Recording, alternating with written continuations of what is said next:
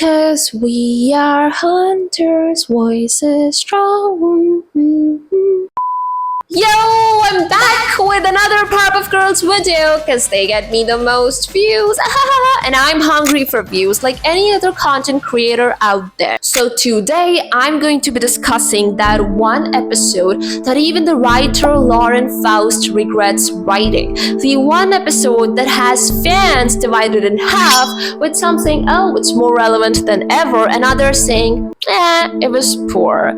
I'm talking about the episode titled Equal Fights, featuring the notoriously sexy misandrist villain Femme Fatale, to whom some of you may say, she can violate my rights if... Now, y'all must have looked at the thumbnail and been like, what is she talking about? Femme Fatale is definitely a misandrist. And yeah, she is. But what I mean to say is that the problem with this episode is not misandry. And before I cook on this thought, let me first give you a quick summary of the episode. So the episode begins with the narrator commenting on the egalitarian society of Townsville. City of Townsville, an ideal city where everyone is satisfied with their lot in life. Where everyone has an equal share and everyone is happy with their role in life. The Powerpuff Girls are going to the school when the professor asks them to help him by throwing the trash on their way to school, to which they agree. Then, while the girls are at school, the Townsville bank is being robbed by this new female villain called Femme Fatale, who hates men. Like, she hates, despises, and resents men to death, so much so that she's willing to sacrifice the goods out of her robbery. Cause like, when the bank guy begins to fill her sack with green bills, she flips out on him and says to only give her Susan B. Anthony coins. Who is this? It's Ben Franklin, you idiot! A man! I want Susan B. Anthony coins. No! Susan B. Anthony coins that are worth only $1. She's essentially reducing the spoils of her robbery by, I don't know, 100,000 times? Anyways, so while all this is happening, the mayor calls the Powerpuff Girls and asks them to catch Femme Fatale and send her to jail, to which, again, the girls are happy to oblige. However, once the girls interact with Femme Fatale, the latter starts asking them questions that make them doubt the reality of everyone having an equal share. Who besides you is a heroine in her own right? Huh! There's Wonder Woman and...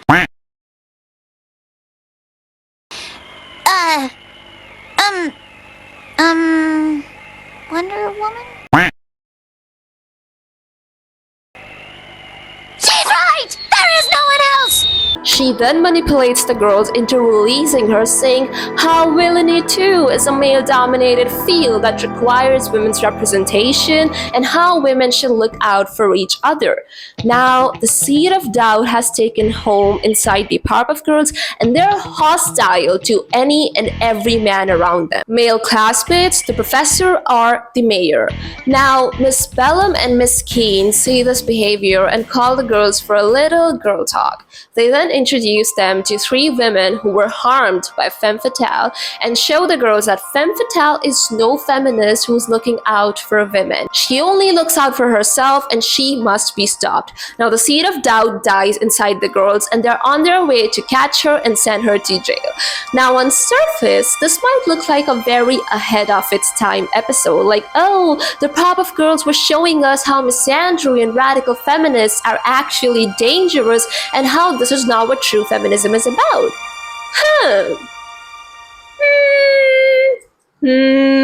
Now I'll cook. First, let's take into context the timeline of this episode. So the Powerpuff Girls was released in 1998 and the episode Equal Fights was released in the year 2000, with dates varying across countries. And what else was happening around the 2000s? The third wave of feminism, maybe?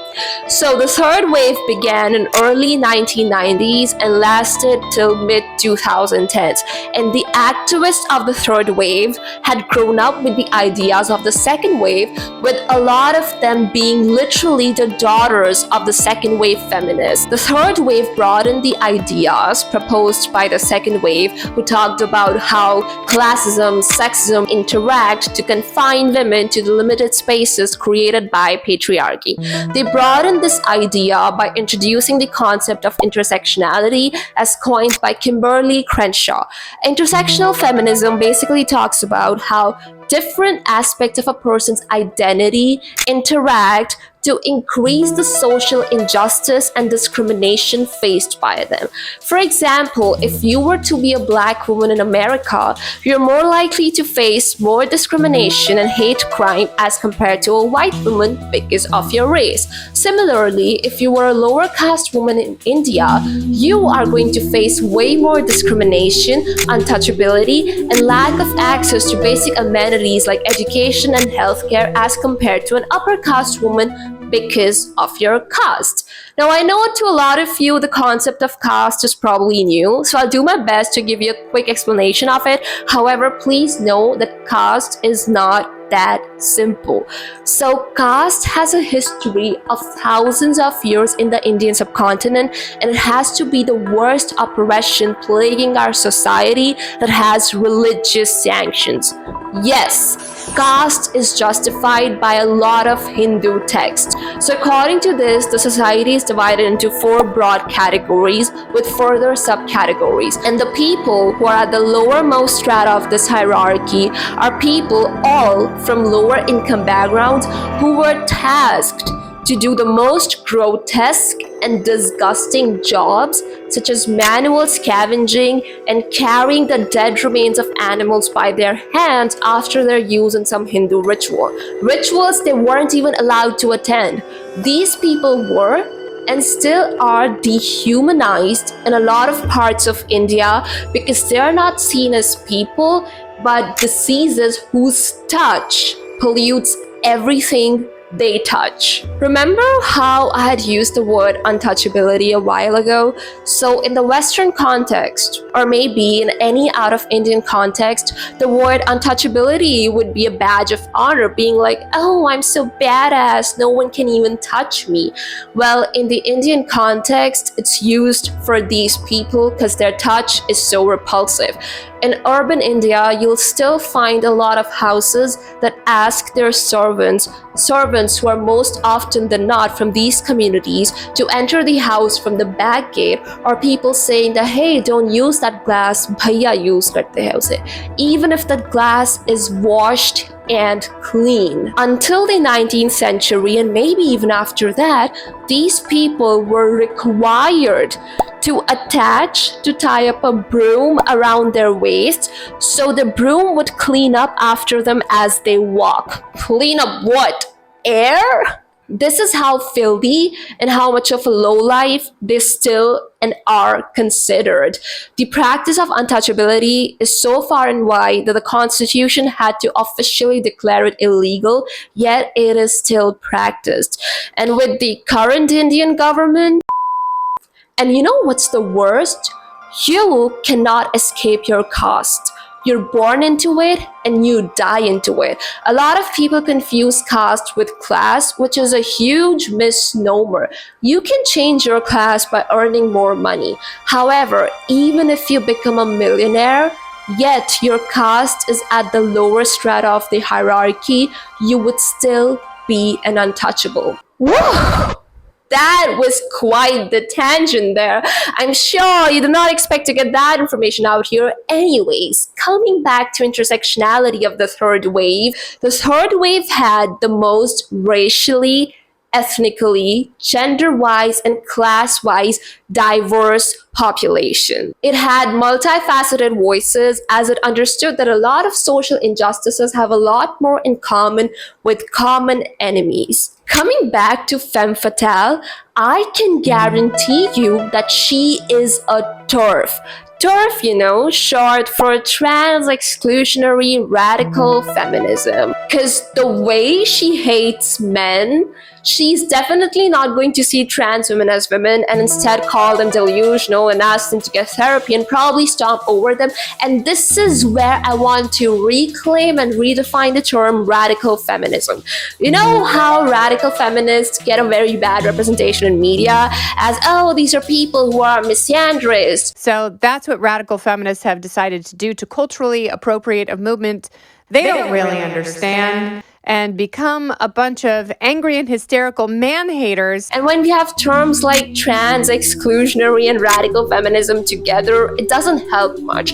Well, you know what? I am a radical feminist, and yes, I hate patriarchy. Does it mean I hate men who are allies? Trans men? Trans women? Of course not. I understand that we are all victims of a common oppression that polices our conduct, that polices our bodies, that polices our role in society, oppression that wants us to exist within the binaries of men and women, saying that's natural, while ignoring the existence of intersexual people. Yes, there are people who are intersexual since birth, and now they'll say, oh, that's a glitch in nature. These people will do and say anything and everything except being inclusive and tolerant. You know, this realization of being a radical feminist came to me very recently when I was on a date with this guy, and he had polar opposing views on things from me. Like, he was one of those who would say, oh, I just don't like it how feminists blame others so much. Like, they blame others and the system so much. For example, if I would say that a woman hating another woman or being mean to another woman as a part of an internalized misogyny is a byproduct of patriarchy, he would say, see, that's what I'm talking about. How is a woman being mean to another woman got anything to do with me? How's that got anything to do with men? Now, he was not a bad person. I pondered on it and I realized he probably saw this as a people-to-people problem. Like, he did not see the oppression against the marginalized communities as systemic, but people to people. For example, if you were to counter a misogynistic man, then that's a him problem. Just don't associate yourself with him because he is one of the very few. And now, as I'm saying it, I'm realizing how much of a privileged perspective this is to have. Like, oh, just associate yourself from your oppressors because they're one of the very few. As if only it was that easy. So this is when I realized that I'm a radical feminist because I see problems as a result of a deeper core issue. And that is when I stumbled upon this article on the internet that talked about reclaiming and redefining the term radical feminism and how radical basically means going to the root.